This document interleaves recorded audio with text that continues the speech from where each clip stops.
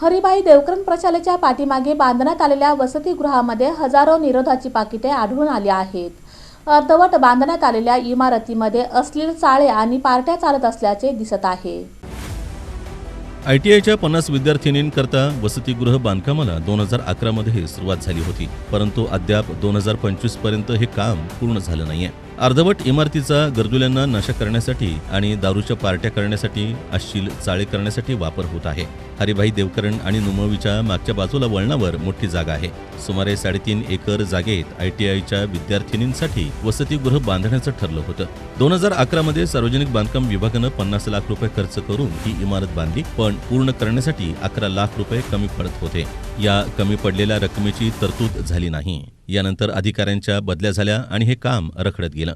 नवीन आलेल्या अधिकाऱ्यांनी याकडे दुर्लक्ष केलं. या इमारतीच्या समोरील आणि बाजूच्या रस्त्यावर दिवसा शाळेच्या विद्यार्थ्यांची गर्दी असते, रात्री मात्र पूर्णपणे अंधार असतो. रात्री कोणीही इकडं फिरकत नाही, त्यामुळे इमारतीमधील दारे आणि खिडक्या चोरून नेण्यात आल्या आहेत. इतकंच नाही तर या इमारतीत नशा करणं, दारू पिणं, जुगार खेळणं आदी प्रकार होत आहेत. यातून काहीही अनुचित प्रकार आणि धोका होऊ शकतो. दरम्यान शहरातील मध्यवर्ती ठिकाणी हे वसतिगृह आहे.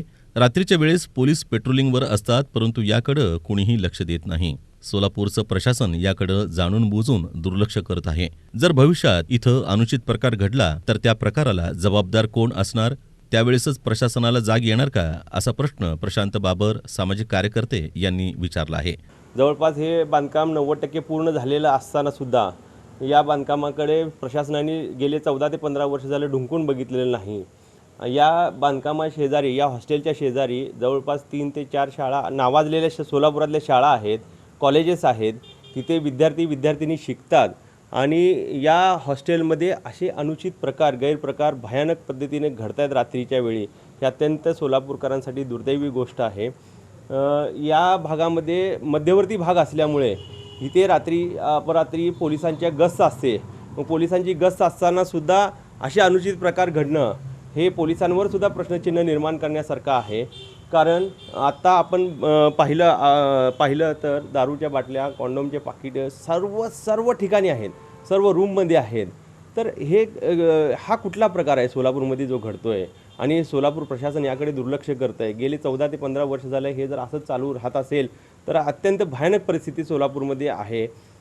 जर इथे भविष्यामध्ये अनुचित प्रकार घडला तर याला जबाबदार कोण आहे? प्रशासनाला जाग कधी येणार आहे?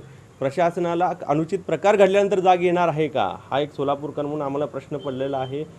माझी आपल्या माध्यमातून पालकमंत्र्यांना आणि पोलीस कमिशनर साहेबांना विनंती आहे की हा गैरप्रकार जो या पवित्र ठिकाणी होत आहे तो थांबवावा आणि यासाठी जो कमी पडलेला निधी आहे तो त्वरित मंजूर करून हे बांधकाम पूर्ण करावं आणि गोरगरीब विद्यार्थिनींसाठी जे हॉस्टेलचं होणार होतं ते पूर्ण करून त्या विद्यार्थिनींना न्याय मिळवून द्यावा. पालकमंत्री आणि सोलापूर पोलीस आयुक्त यांनी या प्रकरणाकडे लक्ष द्यावं अशी मागणी सामाजिक कार्यकर्ते प्रशांत बाबर यांनी यावेळी केली आहे.